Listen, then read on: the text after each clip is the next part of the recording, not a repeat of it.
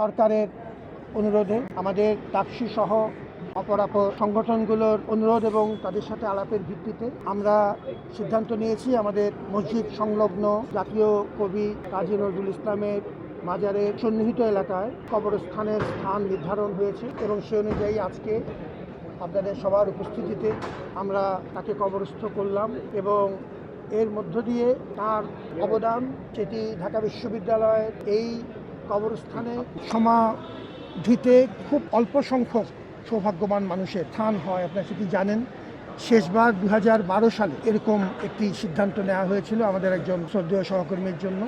এর আগে 1981 সালে এরকম সিদ্ধান্ত হয়েছিল। এবার এই কবরস্থানে তাকে স্থান দেওয়ার মাধ্যমে ঢাকা বিশ্ববিদ্যালয়ে তাকে সম্মাননা জানালেন সারা দেশবাসীর পক্ষ থেকে এবং আশা করছি যে তার এই আদর্শ আমাদের প্রজন্ম থেকে প্রজন্মতর মানুষকে অনুপ্রাণিত করবে। দেশবাসীর সাথে এই হত্যাকাণ্ডের দ্রুততম সময় বিচার এবং খুনিদেরকে আইনের আওতায় আনার জন্য সারা দেশ তাকিয়ে আছে।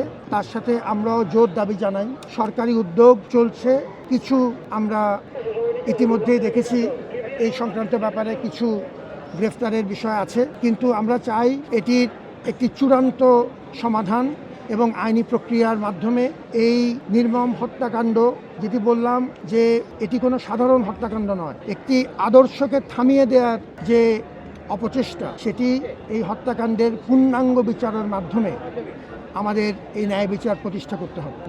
আমাদের এই সংগ্রাম জারি থাকবে। Well done, side by side, free.